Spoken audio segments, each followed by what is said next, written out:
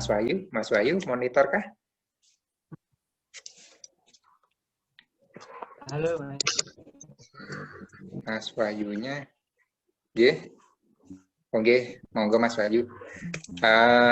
Mas Wahyu bisa cerita sedikit ke teman-teman kalau terkena dampak sepertinya iya sekali nih kalau saya lihat di Mas Wahyu. Mulai dari Kedai Expo, kemudian dari kubahnya, kemudian dari beberapa usahanya pasti juga terkena dampak. Mungkin bisa berbagi cerita sih Mas. Apa ya? Kalau saya mengatakan diam, nggak mungkin Mas Wahyu itu tinggal diam, tapi juga pasti melakukan sesuatu ya, entah itu pivot ataupun melakukan inovasi. Mungkin bisa cerita ke teman-teman Mas seperti apa dalam mengelola. Jelas, Mas? Jelas Mas? Jelas.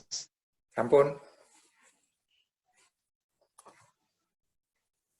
Oke, soalnya yang tadi ini pakai kartu XL, di sini kurang bagus sinyalnya. Siap. Oke, Assalamualaikum warahmatullahi wabarakatuh, teman-teman semuanya. Ya, terkait dengan apa yang terjadi di bisnis saya, yang jelas memang wisata tutup total. Kemudian wisata Belitung ya, alhamdulillah di kantor wisata Belitung itu juga sebagai perwakilan Kubah di sana. Sehingga ya alhamdulillah di bulan ini di kantor perwakilan Belitung kita closing tiga project. Kemudian kedai sudah jelas kemarin kita tutup, cuma insya Allah pasca Lebaran ini kita mau buka dengan menerapkan protokol kesehatan yang mungkin nanti jumlah kursi akan kita batasi ya, kemudian social distancing, physical distancing, termasuk interaksi dengan kasir kita kurangi, kita bikin bisa order dari tabelnya masing-masing dari HP ya, kita sudah bikinkan insya Allah nanti apps ya, sementara web tapi nanti kedepannya apps yang orang bisa pesan langsung dari mejanya masing-masing tanpa harus ke kasir gitu. Kemudian kalau untuk Kubah, alhamdulillah kita masih ada pekerjaan ya, masih ada proyek.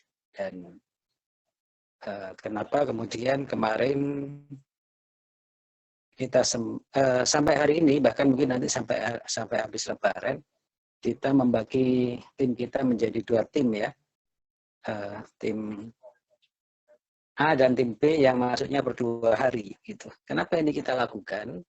Karena memang di awal April atau mungkin akhir Maret kemarin, saya sudah berhitung dana yang saya miliki sekarang berapa. Kemudian dengan kondisi normal saya mampu bertahan berapa lama. Ya. Kenapa seperti itu? Karena di kami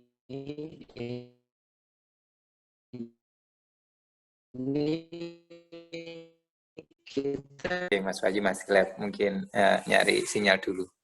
Cukup menarik nih, kalau hari ini tadi sempat dibahas bahwa kita bisa bertahan. Kak Panolo tadi juga sempat menyinggung, kita dengan kondisi keuangan normal dan kita, misalkan semuanya stop, kita masih bisa bertahan berapa bulan. Kalau tadi Pak Nonot, kita masih aman untuk bernapas itu 5 bulan. Jadi 5 bulan ini kita bisa sempat mikir, kira-kira kita mau ngapain nih untuk menjadi monggo Mas Wahyu. Udah jelas? Iya. Ampun. Jadi kemarin saya berhitung di awal April, akhir Maret, saldo yang ada saat itu tanpa penambahan itu kuatnya sampai kurang lebih 4 bulan. Dengan kurang lebih yang di AGI itu sekitar 160-an karyawan ya. Nah ini saya mengasumsikan, halo, jelas? Jelas Mas, jelas sekali Mas. Saya mengasumsikan nggak ada pemasukan lagi, ya.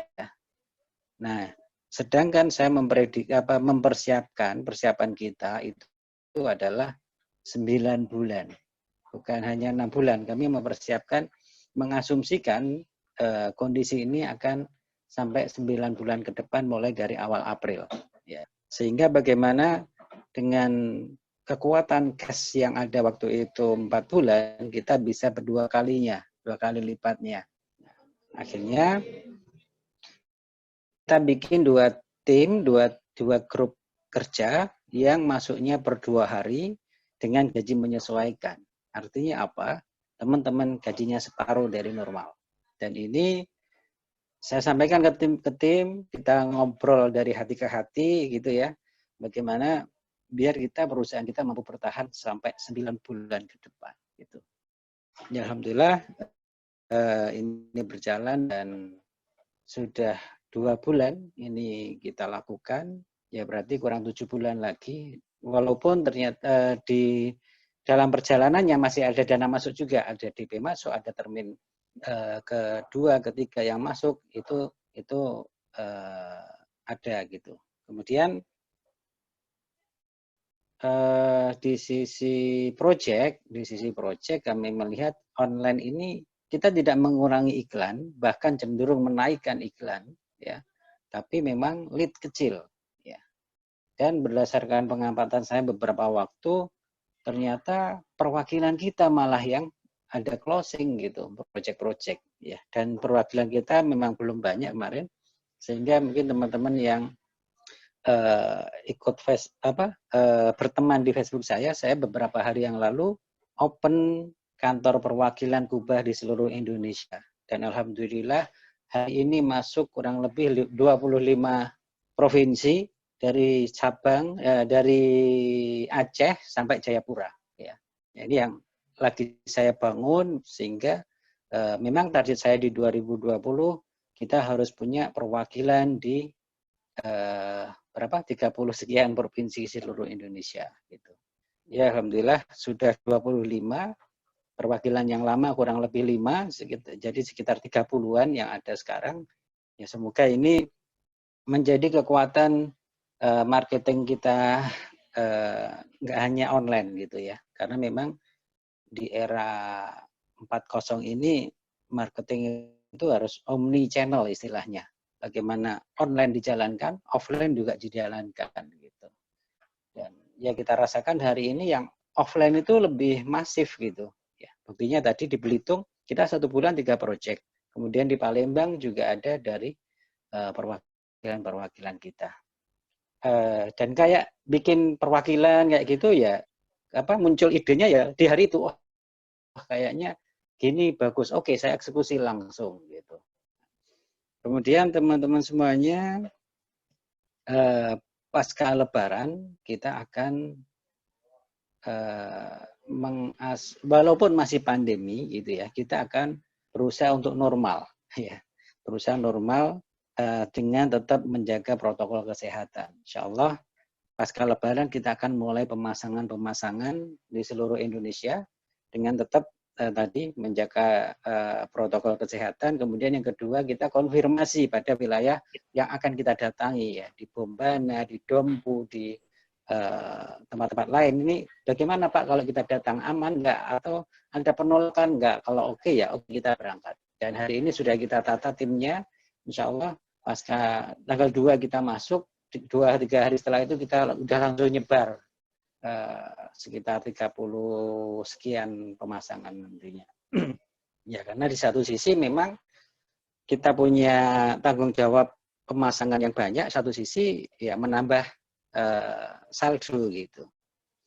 Kemudian saya cerita dikit tentang THR ya. THR alhamdulillah di semua perusahaan kami yang memang sudah jalan, kami mempersiapkan ya, kami ada tabungan dari tahun kemarin ya. Sebulan setelah Lebaran tahun kemarin kami sudah mulai menabung.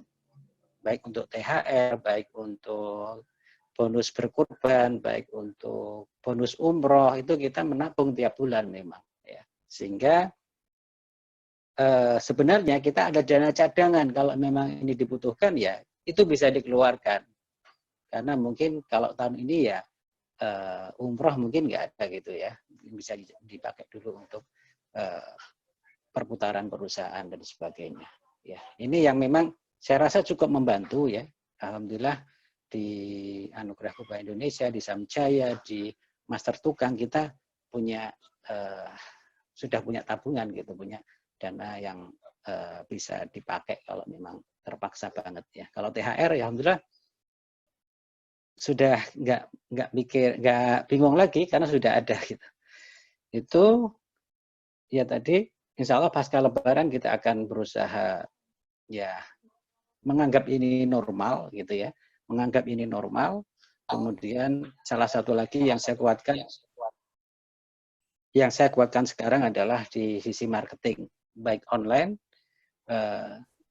Saya lebih kuatkan, yang affiliate saya kuatkan, kemudian sales juga ada banyak aturan-aturan yang kemudian bagaimana ini lebih maksimal lagi itu kita bikin di era-era pandemi ini. Bahkan holding kita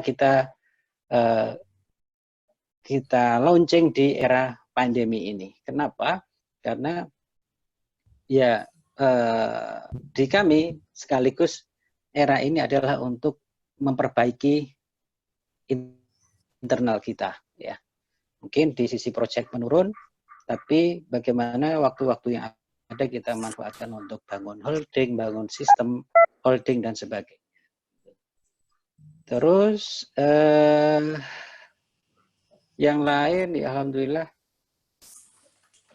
ini yang memang di luar dugaan, di luar prediksi saya. Kemarin saya memprediksi konstruksi umum ini mati total gitu ya. Seperti yang sering di-share 3 layer itu salah satunya konstruksi yang mati. Tapi alhamdulillah ini yang malah mengalahkan kubah di era pandemi ya. Ya. Kemarin sempat down juga kita ketika kita ada proyek di di Terminal 3 Soekarno-Hatta, baru 40% bandara ditutup sehingga kita nggak bisa menyelesaikan dan nggak bisa nagih termin. Ini yang cukup ya membuat kita pusing juga. Tapi alhamdulillah pasca itu kita malah ada proyek di tempat yang PSBB ya. Di Surabaya kita ada finishing eksterior ikon mall dan apartemen, kemudian rumah sakit di Jakarta dan sebagainya. Ini yang bahkan yang lain libur, hari ini master tukang masih kerja, ngejar target beberapa lokasi gitu. Ini yang ya mungkin secara teori itu ya, sehingga kemarin ya yang kemudian dibilang konstruksi umum akan tutup dan sebagainya, dan saya pun sudah terstigma seperti itu, wah ini MT bakalan close ini sementara, tapi ternyata kebalikannya malah mengalahkan yang kubah gitu.